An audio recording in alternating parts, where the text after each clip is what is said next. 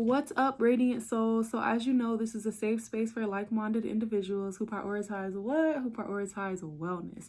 So mental wellness, emotional wellness, spiritual wellness, financial wellness. We want to be well in all aspects of our life, but ain't nobody perfect. Okay, so today we're going to be discussing having reverence for human life. Reverence just means a greater appreciation for human life and just understanding that we all evolve at our own pace and we grow at our own pace. And it doesn't make you superior to somebody else if externally or extrinsically you have more than them. So a lot of the time in the society we live in, people respect you based off of what you have monetarily. So like status, car, career, aesthetics, like, oh, you have the Gucci purse, you have the Prada purse, you have the Chanel purse. I'm not a designer girly, but those are just the ones that came to my mind. So people will respect you more if they feel like you're valuable, if they feel like you can do something for them, or you look a certain type of way, or you fit a certain aesthetic, they'll respect you, but they won't respect you for being kind, for having good character, for having good morals and principle. It's like if the aesthetic isn't there, sometimes people will belittle valuable individuals. Mind you, everyone in life is valuable. All humans are valuable for the simple fact that we're creations of God, right?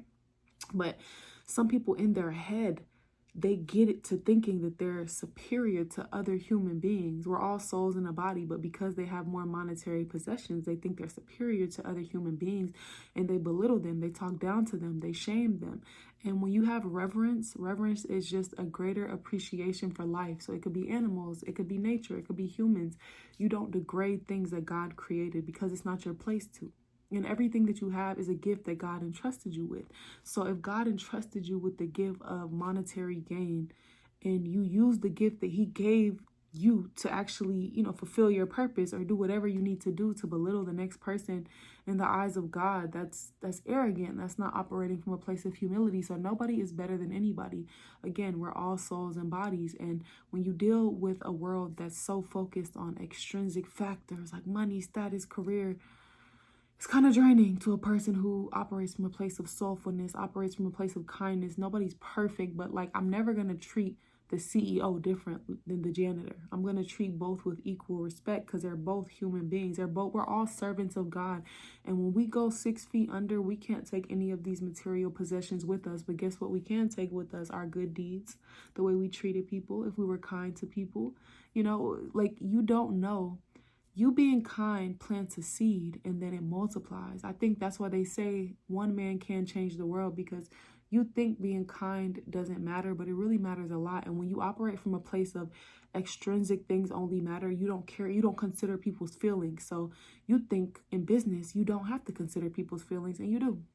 Sometimes, like if you're making billions and millions of dollars and you're giving the crumbs to the people who help you make that amount of money, you're not operating from a place of consciousness, because you only care about yourself and making money, but you don't care about the quality of lives that you're impacting based off of not paying people fairly. Like that's the way that multi-sensory individuals think, multi-dimensional individuals, meaning they see the multiple aspects of life. They see the layers of life. It's not just about them and what they want and tunnel vision to get what they want. They care about how other people feel, AKA they have a reverence or a greater appreciation for human life. So in a world that tries to program you to not care about how people feel, to be selfish, to not put other people before you sometimes, be selfless in certain moments. Everything is not about you.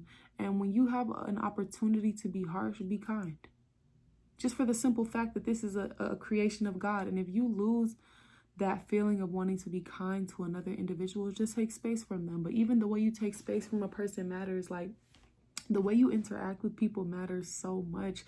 And it really shows your character and what you value. Because if you value human life, if you value God's creation, you're going to be very careful how you talk to them. You're going to be very careful how you treat them, despite you being upset or not. And nobody's perfect. So as I've evolved in life, I've learned that it's not for us to judge whether someone's good or bad. That's only for God to decide. Like, it's not up to me to decide if you're good or bad. If you're rude to me or you have an off day and you mistreat me, maybe I'll feel like we're not aligned. I won't probably want to reconnect with you unless life organically brings it back around and I get to see that other side of you.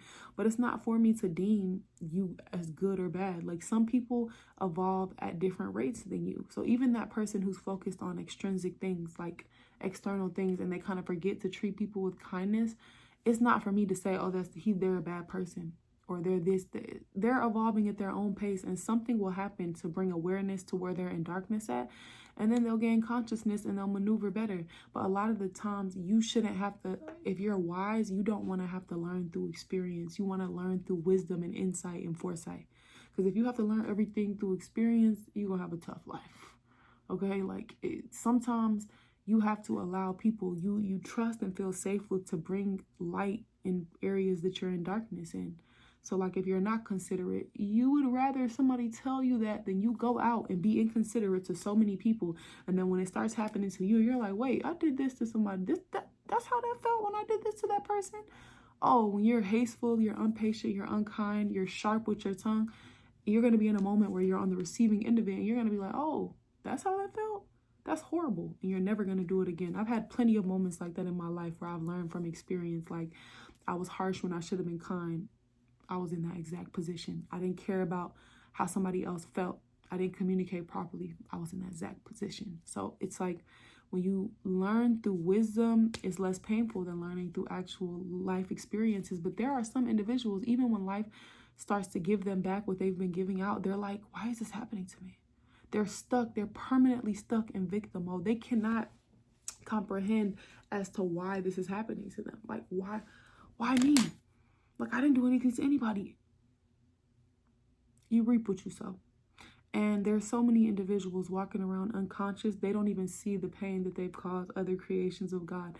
They don't even see the lack of consideration that they gave out and that they're getting back.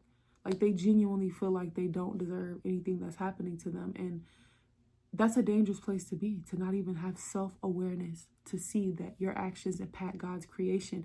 And because you lack the reverence is a greater appreciation for human life. So even when people mess up, even when people are inconvenient, even when people annoy you, you have a greater obligation to still be kind, to still be patient, to still be gentle. It is not you don't get to be the judge and jury and decide oh, because this person messed up, I'm going to mistreat them. I'm going to kick them while they're down. I'm going to belittle. That's not for you to do. And again, it might seem like people get away with that on this earth, but there will be a day when people are accountable for what they said to people, for how they treated people, for the lack of mercy they gave God's creation. Okay, so the same mercy God gives you, give it to his creation. And people always say, well, I'm not God. You're not, but you're a creation of God. We all are. And we all evolve at our own pace. So instead of, dimming someone's light even more, or kicking them while they're down, or not being patient when you could have been kind, not having a greater appreciation for human life in a world full of people who are like that, be kind, be courteous, be generous. Let people be right even if they ain't right.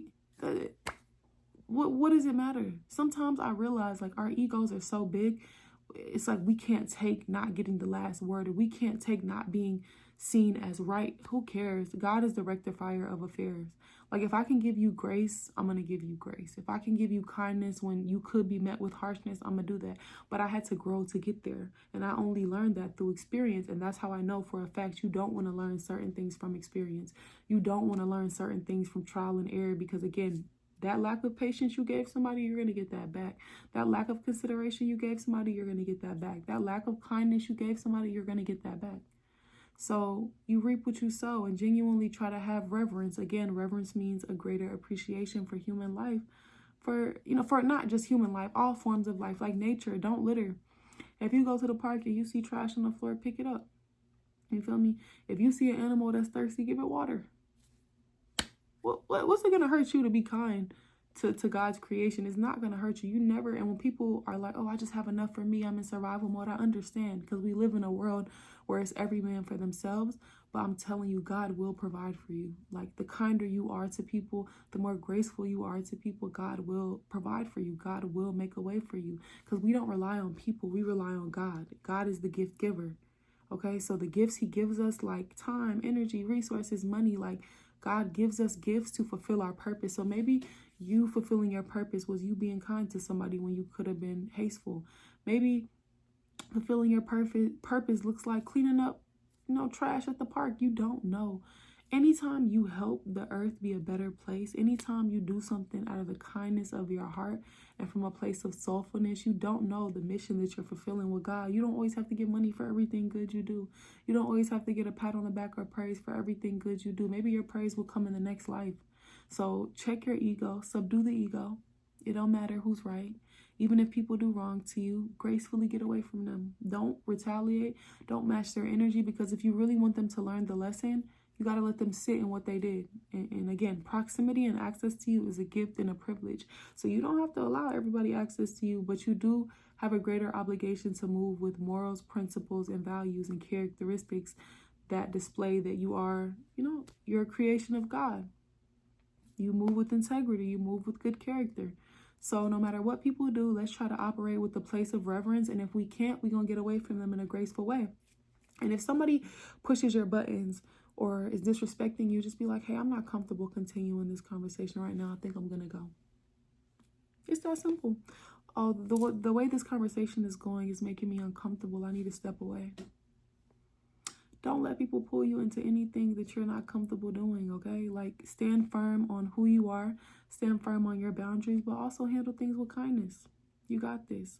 I love you. And when you're a light in this world, you got to expect people to come and attack you from every angle. But God is your protection. God is your shield from the attack. So discernment comes from God. So you'll start to see like, okay, that person doesn't have the best intentions for me, but you don't have to call it out. You just know the correct category to place them in.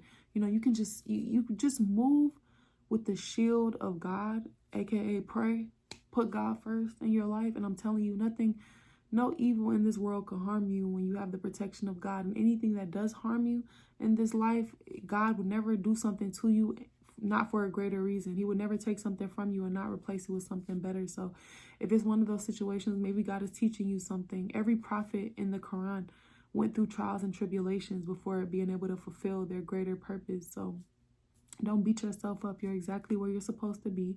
Be kind, be gracious. Don't start to get in that survival mode where you feel like you don't have the patience and kindness and love to give God's creation. Because at the end of the day, we were created to serve God and be kind to each other and love each other. And if people prohibit you from doing that based off their behavior, get away from them, okay? So subscribe to my channel at Radiant Souls on TikTok, on YouTube, Instagram. I'm not on Facebook yet, but I'm going to get on Facebook soon. I'll see you guys tomorrow.